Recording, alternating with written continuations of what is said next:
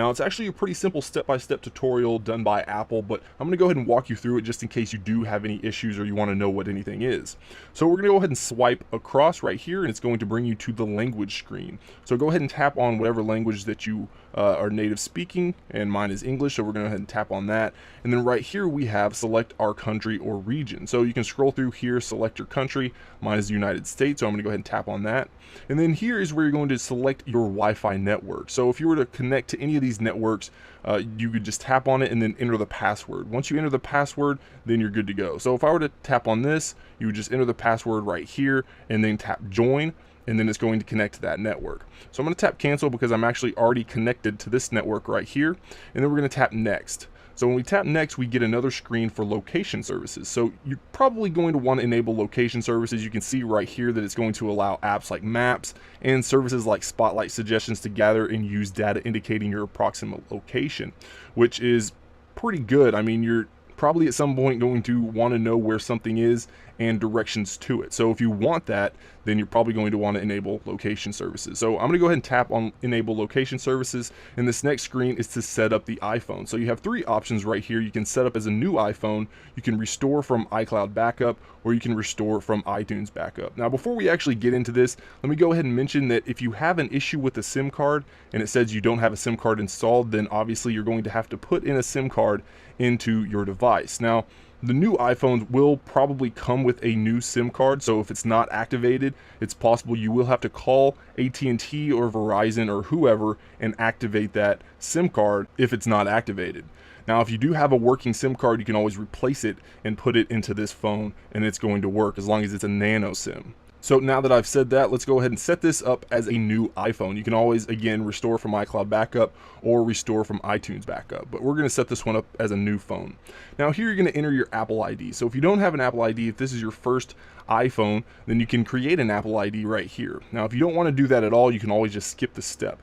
But I'm going to go ahead and sign in with my Apple ID right here. And then once you do, just go ahead and tap next. Alright, so now that I've entered my Apple ID and password, it brings you to the terms and conditions. So you're going to have to tap on agree, and then you're going to get a pop-up right here that's going to tell you to agree to the terms and conditions. So go ahead and agree right there. I do recommend reading that. I never have, but again, it is there for your protection, so you know exactly what they're taking, what they're using, and everything. So if you can see right here, we also have another splash screen that says it may take a few minutes to set up your Apple ID. So go ahead and give it a few minutes. It usually doesn't take too long for me. As you can see right here, we're already at the iCloud screen.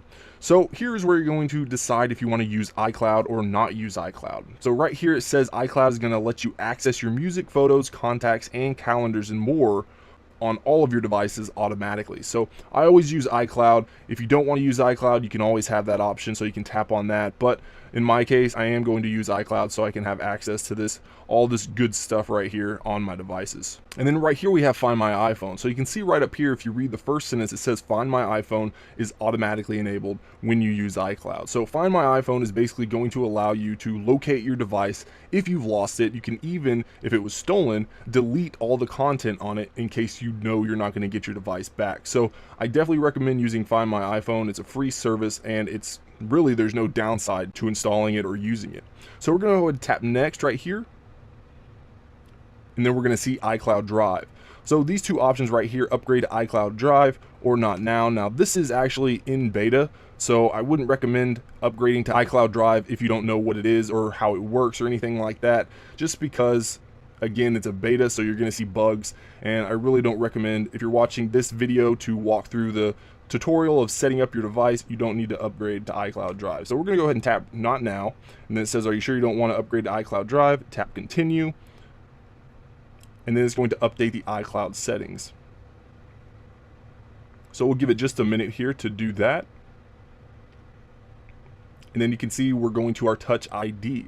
So what you want to do is just use the finger that you're going to unlock your device the most with, and you can set up to 5 fingers on this, but right now we're just going to use my thumb. So you can go ahead and just start pressing your thumb, and you want to put it in different locations so it gets your entire fingerprint, because you're not always going to tap on the home button in the exact same spot with your finger. So go ahead and do that until the entire red fingerprint is full, and it should go ahead and fill up pretty soon, I would think. Maybe one more. All right, finally. Okay, so now you're going to adjust your grip. So what you want to do is just put it in your other hand maybe, and then just do the exact same thing again. So we're just going to tap continue and then start the process over. And again, you're going to be using the same finger for this setup. So go ahead and use your thumb again if you used your thumb the first time.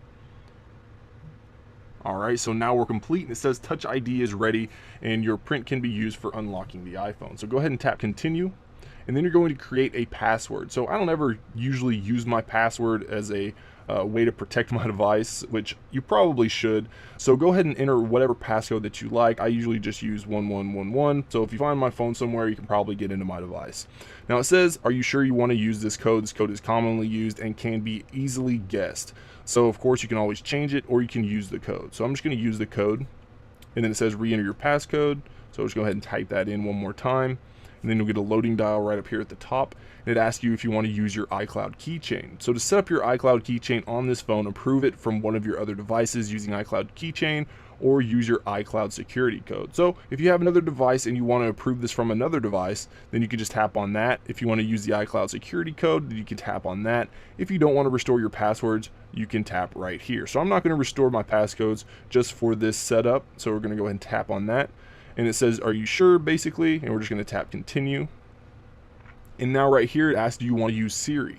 Of course you want to use Siri. Who doesn't want to use Siri? I want to use Siri, so we're going to tap on that. Also, diagnostics. Do you want to automatically send diagnostic and usage data over to Apple, or do you not want to send that information over to Apple? Which I never do, so I'm going to tap. Well, let's go back. I never send that over, so I'm going to tap do not send. Now right here is something unique to the iPhone 6 and 6 Plus. This is the display zoom. So you want to choose your view. So you can see right here, this is the standard look. And right here is a zoom to look. So if you use the zoom to look, it's going to look more like the iPhone 5, iPhone 5S, and it's going to give you all those icons much larger on the screen. Now you can see right here with the standard view, you actually get an extra row right down here, and the application icons are actually smaller. So you're going to go ahead and choose your view. We'll just tap on that, and then you can get a better look at what this is going to look like. So this is a standard view, and that's the zoomed view. So I like to use the standard view. So we're going to go ahead and tap next, and then it says welcome to your iPhone. So once you tap get started, you are unlocked to your iPhone. It's completely set up, and then you can enjoy all the awesome things that your new iPhone can